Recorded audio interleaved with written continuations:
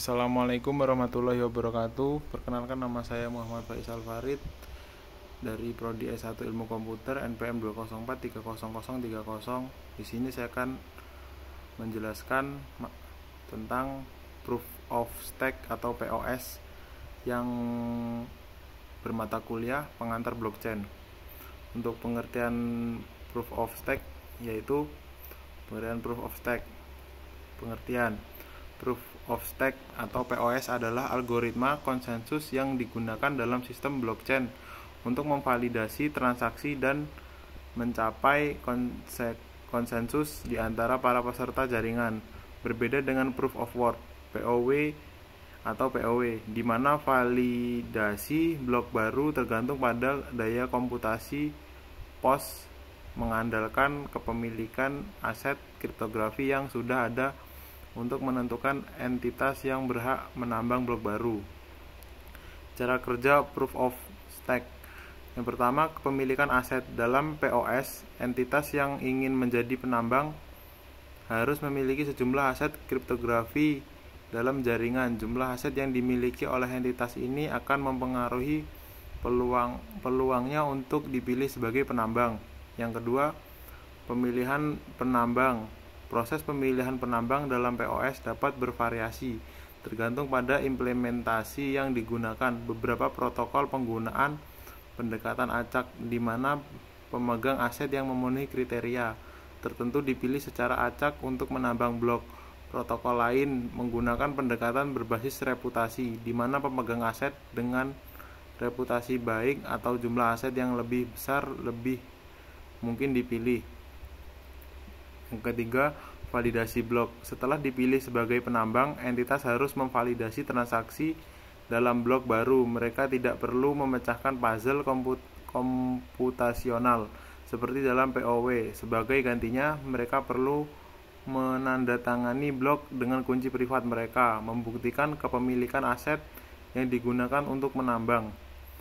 Yang keempat, reward dan sanksi. Jika blok yang diajukan oleh penambang dianggap valid oleh jaringan, penambang akan diberi imbalan berupa hadiah, seperti koin kriptografi yang diterima oleh jaringan. Namun, jika penambang melanggar aturan atau berperilaku jahat, mereka dapat disanksi atau bahkan dihapus. Berikutnya, kelebihan Proof of Stake. Yang pertama, efisiensi energi.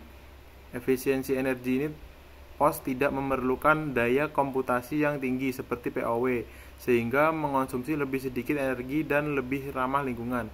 Yang berikutnya nomor 2, skalabilitas. POS memiliki potensi untuk menjadi lebih skalabel daripada POW karena tidak ada persaingan komputasi yang intensif. Yang ketiga, keamanan. POS memiliki sistem intensif yang mendorong pemegang aset untuk bertindak dengan kepentingan terbaik jaringan karena memiliki aset yang dipertaruhkan. Kekurangan Proof of Stake. Ketimpangan kekayaan. POS dapat menghasilkan ketimpangan